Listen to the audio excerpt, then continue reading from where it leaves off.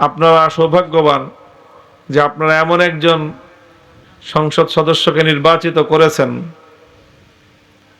যিনি সহিশুদ্ধভাবে কোরআন তেলাওয়াত করতে পারেন। আমাদের দেশের যে অবস্থা, এটা কোনো ব্যক্তির দোষ না, যারা ভুল করেন তাদের দোষ কি দিব। এটা হলো আমাদের জাতীয় শিক্ষা ব্যবস্থার ত্রুটি, যে আমাদের এমপি, মন্ত্রী অথবা গণ্যমান্য ব্যক্তিবর্গ যারাই আছেন, তারা যে কোনো মঞ্চে দাঁড়িয়ে কোরআনে কারিমের এক দুইটা আয়াত তেলাওয়াত করলে আমাদের বাচ্চাদের মুখ চেপে ধরে রাখতে খুব কষ্ট হয় আমাদের, কারণ ওরা তো বুঝে না যে হাসাহাসি করা যাবে না। কিন্তু কোরআন শরীফের যে অবস্থা ওনারা করেন, এই বাচ্চাদেরকে তো এটা বোঝানো সম্ভব না যে এটা দোষটা ওনাদের না। দেখবেন, আপনারা লক্ষ্য করে দেখেন, কিন্তু ওনারা তো বুঝেও না জিনিসটা, যে পোলাপান্না হাসে কেন, মনে করে যে খুশি হয়ে হাসতেছে।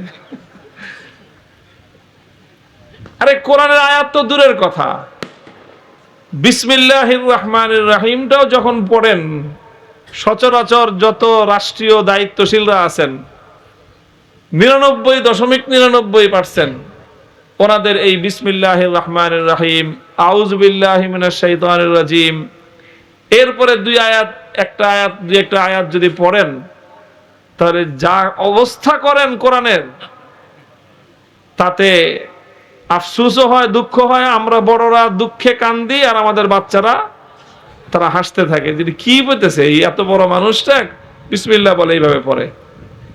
এই অবস্থা হয় কিনা? তো আসলে মূলত এর ত্রুটিটা কোথায়? ত্রুটিটা হলো এই জায়গায় যে যখন আমাদের জাতীয় শিক্ষা ব্যবস্থায় এদেশের নাগরিকরা যেই সময়টায় মুসলমানের সন্তান হিসাবে তার কোরআন শুদ্ধ করে তেলাওয়াত শেখার কথা, ওই সময় আমার এই রাষ্ট্র, আমার এই দেশ, তারা আমাদের সন্তানদেরকে সঠিকভাবে কোরআন শিক্ষা দিতে ব্যর্থ হয়েছে। এটা হলো এই জাতির চরম কলঙ্কজনক একটা অধ্যায়। কাজেই আপনারা আগামী দিনে এই ব্যাপারে সোচ্চার হন। এটা শুধু হুজুরদের কাজ না। হুজুররা তো আলহামদুলিল্লাহ কোরআন শরীফ ভালোভাবে তেলাওয়াত করতে পারেন না? তো পারেন না কারা? যারা মাদ্রাসায় পড়েন নাই তারা পারেন না। তো মাদ্রাসায় যারা পড়েন না, যাদের সন্তানদেরকে মাদ্রাসায় পড়ান না, আমি এই কথা বলবো না যে আপনাদের সব সন্তান মাদ্রাসায় দেন, এটা বলি না। আপনার সন্তান স্কুলেই পড়ান, কিন্তু মুসলমানদের 90% মুসলমানের দেশের জাতীয় শিক্ষা ব্যবস্থা স্কুলে কেন আপনার সন্তানকে শুদ্ধ কোরআন শিক্ষা দিবে না? কেন তারা সেখান থেকে সূরা ফাতিহাটা শুদ্ধ করে শিখতে পারবে না? সেখানে তো ABCD তো অ্যালফাবেট সবগুলি সহ একেবারে বিশুদ্ধ উচ্চারণ সহ সব শেখানো হয় তাদেরকে। ইংলিশ তো পটর পটর করে বলতে পারেন। ইংলিশ বলতে না পারলে তো আপনাদের শিক্ষার মান উত্তীর্ণই হয় না। আমি ইংলিশ শিখতে না করতেছি না, সমালোচনা করতেছি না, বলতে চাচ্ছি চেষ্টা করলে যে পারা যায়, এটা তার প্রমাণ। তাহলে কেন আমার প্রাইমারি স্কুল থেকে, আমার হাই স্কুল থেকে যখন আমার একটা ছেলে অথবা আমার একটা মেয়ে এই 5 বছর প্রাইমারি স্কুল পড়লো, তাকে এত দুনিয়ার এত কিছু শিখাইলেন, সূরা ফাতিহাটা শুদ্ধ করে তেলাওয়াত করা শিখাইতে পারলেন না, এর জন্য কে দায় নিবে? এর জন্য অবশ্যই রাষ্ট্রীয় কর্তৃপক্ষকে দায় গ্রহণ করতে হবে। আমরা এই ভয়েস রেজ করেছি, আমরা বিগত সময়ে আবারও করব, এবার শক্তিশালীভাবে করব। আলহামদুলিল্লাহ, বিগত যে কোনো সময়ের তুলনায় বাংলাদেশে রাজনৈতিকভাবে এখন আমাদের অবস্থান অনেক বেশি সংহত, অনেক শক্তিশালী। এমনি না, রক্ত দিয়ে আমরা এই অবস্থান আমরা খরিদ করেছি। কাজেই আগামীর বাংলাদেশে বিগত অন্তর্বর্তীকালীন সরকারের আমলে প্রাইমারি স্কুলের একজন ধর্ম শিক্ষক, কোরআনের শিক্ষক নিয়োগ দেওয়ার অব্যাহত আমরা দাবি জানাইছিলাম। ওনারা সেটা না শুনে নাচ আর গানের শিক্ষক নিয়োগ দেওয়ার সিদ্ধান্ত ফাইনাল করেছিলেন। পরে আমাদের প্রতিবাদের মুখে কোরআনের শিক্ষা দেয় নাই, শিক্ষকও দেয় নাই, নাচ গানের শিক্ষক দেওয়ার সেই সিদ্ধান্তটা বাতিল করেছে। এখানে মানুষ তাদের বাচ্চাদেরকে স্কুলে পাঠায় নাচ গান শেখানোর জন্য না। কারো যদি নাচ গান শিখতে মনে চায়, শিখাইতে মনে চায়, সারেগামা পাদানিসার শিক্ষক বাড়িতে রেখে তারপরে শিখায় নিবে। আমি জাতীয় দায়িত্বশীল হিসেবে সেটাকে আমি বন্ধ করতে বলি না। তোমার যার যার এই সমস্ত রুচি আছে তুমি তোমার বাড়িতে করো, কিন্তু জাতীয় শিক্ষা ব্যবস্থায় তো সেটারই ঘটতে হবে যেটা সবার প্রয়োজন। বলেন, আপনারা কি কেউ চান, কয়জনে চায় বাংলাদেশের যে তাদের সন্তান, তাদের ছেলে আর মেয়ে নাচানাচি শিখুক? কয়জন লোক চায়? কয়জন লোক চায় যে তার সন্তান গান শিখুক? তো 1% তো পাওয়া যাবে না। তুমি তার জন্য তোমার গানের শিক্ষক নিয়োগ দেওয়ার জন্য তুমি পাগল হয়ে উঠছো, অথচ 100% মুসলমান চায় তার সন্তান স্কুলে গিয়ে কোরআন শিখুক।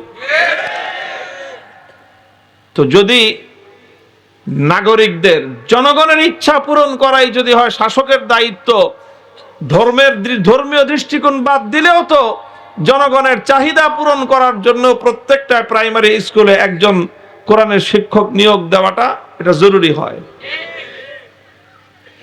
ইনশাআল্লাহ এই বিষয়টা আমরা আগামী দিনে আমরা আরো সংহতভাবে, মজবুতভাবে আমরা এটা দাবি উত্থাপন করব।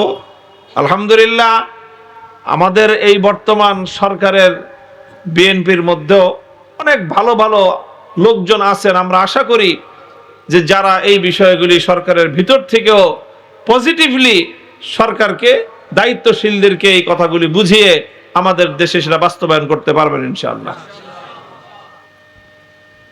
তো যেই কথা থেকে আসলাম, যে যখন এই হলো অবস্থা জাতীয় নেতৃত্বের, সেই যুগে আপনাদের এমপি সাহেব আলহামদুলিল্লাহ কোরআনের যেইভাবে আয়াত তেলাওয়াত করলেন, শুধু কোরআনের আয়াত না, রাসূল সাল্লাল্লাহু আলাইহি ওয়াসাল্লামের হাদিসও চমৎকার আরবি বিশুদ্ধ প্রোনাউন্সিয়েশনে তিনি উচ্চারণ করলেন। আল্লাহ আরো বরকত দান করেন। ওনার সাথে আমার ব্যক্তিগত দীর্ঘ সম্পর্ক, অত কাহিনী আপনাদেরকে শোনাবো না। আলহামদুলিল্লাহ। তো আমরা বিভিন্ন প্ল্যাটফর্মে থেকে কাজ করতেছি। উনি এক জায়গায় কাজ করতেছেন, আমি আরেক জায়গায় কাজ করতেছি। তবে আমাদের সকলেরই উদ্দেশ্য হলো দেশ, জাতি এবং মিল্লাতের খেদমত করা। আল্লাহ যেন ওনাকেও কবুল করেন, আমাদেরকে যেন আল্লাহ পাক কবুল করেন। মুহতারাম হাজিরিন, আমি আপনাদের সম্মুখে শুরুতেই বলেছি, লম্বা আলোচনা নয়, কোরআনে কারীমের সূরাতুল জুমার একটি আয়াত আমি আপনাদের সম্মুখে তেলাওয়াত করেছি। রাসূল আকরাম সাল্লাল্লাহু আলাইহি ওয়াসাল্লামের খতমে নবুয়তের ইজতেমা। তো খতমে নবুয়তের আলোচনা তো আমরা শুনছি, রাসূল সাল্লাল্লাহু আলাইহি ওয়াসাল্লামের জীবনের অনেক গুরুত্বপূর্ণ দিক নিয়ে আলোচনাও হয়েছে। আমি শুধু একটা কথা আপনাদেরকে বলি, রাসূল সাল্লাল্লাহু আলাইহি ওয়াসাল্লাম দুনিয়াতে যখন আগমন করেছিলেন, যেই পরিবেশে তিনি এসেছিলেন, সেই সময়টাকে পৃথিবীর ইতিহাস কি নামে স্মরণ করে আপনারা জানেন? আইয়ামে জাহেলিয়াত। কথা ঠিক কিনা? অন্ধকার যুগ, বর্বরতার যুগ বলা হয়। সেই যুগটায় আল্লাহর নবী আসলেন, নবুয়ত লাভ করলেন। 23 বছরের একটা মেহনত আল্লাহর নবী এই জাতির উপর, মানুষের উপর, জগৎবাসীর উপর তিনি করলেন। রাসূল সাল্লাল্লাহু আলাইহি ওয়াসাল্লামের এই মেহনতের মাধ্যমে যেই যুগটা সৃষ্টি হলো, সেই যুগটাকে কি বলে আপনারা জানেন? সেই যুগটাকে বলা হয় খায়রুল কুরুন, বিশ্ব ইতিহাসের শ্রেষ্ঠ যুগ। নবীজি আসার আগে ছিল এটা পৃথিবীর ইতিহাসের বর্বরতম যুগ। 23 বছরের মেহনতে সেই যুগটা পরিবর্তন হয়ে গেল বিশ্ব ইতিহাসের স্বর্ণালী যুগ, সোনালী যুগ। এর চেয়ে সুন্দর যুগ পৃথিবীতে আর আগেও আসে নাই, কিয়ামত পর্যন্ত আর আসা সম্ভব নয়। এইরকম এক স্বর্ণালী যুগ আল্লাহ রাসূল সাল্লাল্লাহু আলাইহি ওয়াসাল্লাম সৃষ্টি করেছিলেন, তৈরি করেছিলেন। কিভাবে করেছিলেন এটা তো আমরা সবাই জানি। খায়রুল কুরুনি করনি সুম্মাল্লাযীনা ইয়ালুনাহুম সুম্মাল্লাযীনা ইয়ালুনাহুম। আল্লাহর পয়গম্বর 3টি যুগের ব্যাপারে সাক্ষ্য দিয়েছেন যে সর্বশ্রেষ্ঠ যুগ হলো আমার যুগ, তারপরে হলো আমার পরের যুগ, তারপরে হলো তার পরের যুগ। এই 3টা যুগ, যেটাকে ইসলামের পরিভাষায় বলা হয় নবীজির যুগ, সাহাবীদের যুগ, এটা হলো প্রথম যুগ। তাবেঈনদের যুগ, এরপর হলো তাবেঈনদের যুগ। একটা হলো ওই সকল লোকদের যুগ যারা আল্লাহর নবীকে দেখেছেন, তারপর হলো ওই সকল লোকদের যুগ যারা নবীকে যারা দেখেছে তাদেরকে যারা দেখেছেন, তাবেঈদের যুগ। তৃতীয় যুগ হলো ওই সকল লোকদের যুগ যারা নবীকেও দেখে নাই, নবীর সাহাবীকেও দেখে নাই, তবে এমন কাউকে দেখেছে যারা নবীর সাহাবীকে দেখেছে, যাদেরকে বলা হয় তাবেঈর যুগ। এই তিনটা যুগ হলো পর্যায়ক্রমে বিশ্ব ইতিহাসের শ্রেষ্ঠ যুগ। এটা আমাদের কথা নয়, এটা স্বয়ং আল্লাহ রাসূল সাল্লাল্লাহু আলাইহি ওয়াসাল্লামের নিজের ভাষ্য। এই যে একটা পরিবর্তন আনলেন তিনি, ঐতিহাসিক এক পরিবর্তন, কিসের মাধ্যমে করলেন তিনি? কোরআনে পাকের মধ্যে বিভিন্ন ভাবে তার বর্ণনা আছে। আমি যে আয়াতটুকু আপনাদের সম্মুখে তেলাওয়াত করেছি, এটার মধ্যে আল্লাহর রাসূল সাল্লাল্লাহু আলাইহি ওয়াসাল্লামের জীবনের বৈপ্লবিক সেই কর্মসূচির সবচেয়ে মৌলিক বর্ণনাটা এই আয়াতের মধ্যে এসেছে।